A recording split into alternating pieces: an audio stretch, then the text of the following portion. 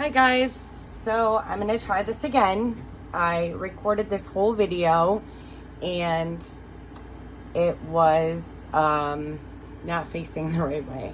But I am new to this. This is my first video that I've ever recorded, and I don't love doing this stuff. However, I opened an Etsy shop today, which I'm really excited about.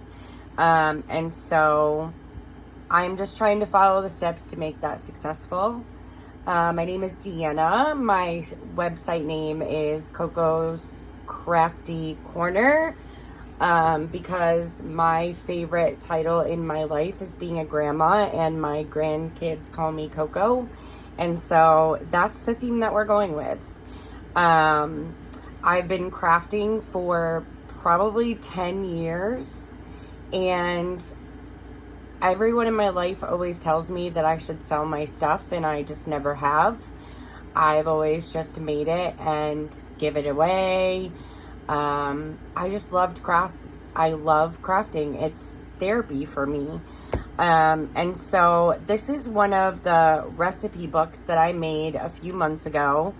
And since I opened my Etsy shop today, I am going to list it on my Etsy shop. It is 7 inches wide by 8 inches tall. The front and back covers are both laminated. I've made recipe books before with the paper binding style that's all over YouTube, where everyone makes their photo albums. And I do love those. However, one of the things that people often say to me when I give them a recipe album is they wish it had more room, for them to be able to add things. And so I just think that this is a great way to do that, is using these binder rings. And so I have used all of the tags that come with the paper pack, and I have matted them. And you can use those to write more recipes on, or they could be photo mats. And there are belly bands and pockets. And there are 21 pages in this album with all kinds of tuck spots like this right here, and pockets. It is a huge album. And there is so much room in the pockets, the belly bands, and all of the tuck spots.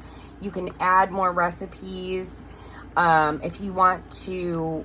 I am really guilty of tearing recipes out of magazines and saying that I'll write them down and never do. Well, this way you could just stick them in one of the tuck spots or the pockets until you get time to write it down. Or if you don't want to write it down, you could just keep the page in one of the pockets. This is great for that. There are several different size pages because I love the feel and look of junk journals, and I kind of wanted it to have that vibe. So I love that. And there is plain cardstock besides just the paper pack that I used, which was from Echo Park, I believe.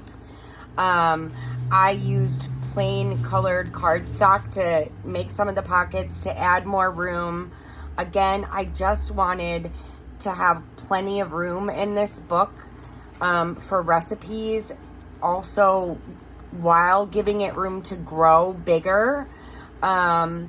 And, you know, one of the things that I love about these that I did in mine is on the back of some of the smaller tags that I've just matted. If we have a special occasion, like on here, if we have a special occasion or we're cooking Thanksgiving dinner, I will print off one of the photos from that day and put in here. Just to have a memory of that day, because nothing is more special than family time. And then there are more tuck spots, and yeah, so this is just one of many that I have. I'm not going to do a YouTube video on all of them because I just think that would be silly, but I'm going to put them on my Etsy shop. I also have spiral bound ones that I will be showing and listing on my Etsy shop within the next couple of weeks.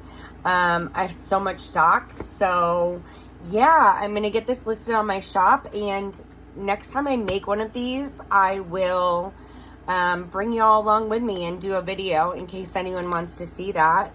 And I'm so excited to start this journey, and I hope you enjoy what you see, and thank you so much.